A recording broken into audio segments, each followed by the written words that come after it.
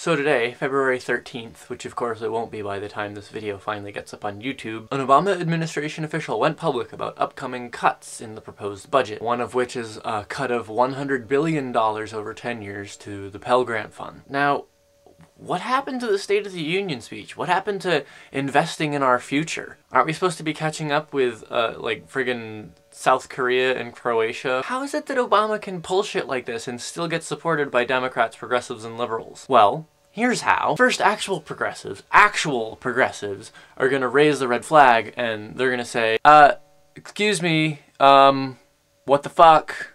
This is bullshit. Second, the conservatives are going to step in and they're going to say, Obama isn't going far enough. We need to cut Pell Grants entirely and let the free market decide who needs to get an education and who doesn't. Third, with this new conservative foil to play against, DNC apologists are going to start defending Obama and thus these cuts, saying that it's not really as bad as it seems, and besides, I mean, what if Palin was president? It would be so much worse. You should just shut up and be happy with what you have. Besides, actual progressives are just a fringe minority who don't know what they're talking about. I don't know why DNC apologists sound vaguely like Woody Allen. I don't know why that happened.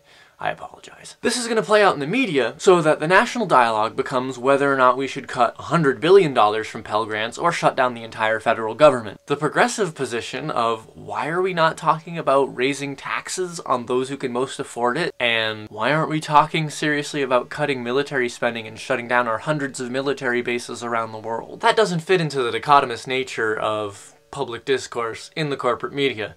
So of course, that view is not going to be heard, because that's a position that is only advocated for by fringe wackos who don't know what they're talking about. When it ends up being only $100 billion that's cut, the DNC apologists are all going to say, oh, phew, that was a tough battle. Let's all pat ourselves on the back for our hard-won victory. And the rich will continue to get richer, just like under the Republican. And the middle class will continue to become working poor, just like under the Republican. And the number of those below the poverty line will continue to balloon, just like under the Republican. Time to say hello to cool people! A big thank you goes out to James Sullivan, Sophia Batchelor, Brian Bergman, Gina Dennis, Stephen Totten, Patricia Poole, Micah Both, Jason Dawson, Michelle Duffy, Patty Ellis, and Billy Ray Lusoff. These are people who make these videos possible. If you'd like to become a regular supporter, please go to my blog at punkpatriot.blogspot.com and subscribe to the blog.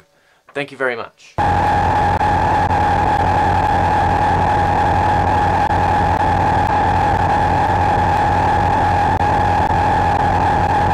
Becoming a subscriber and supporting these videos doesn't just support making these videos.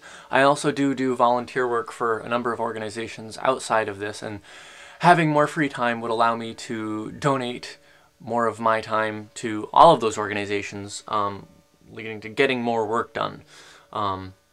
So, you know, think of it as being a contribution in dollars to these organizations and having them hire me, sort of.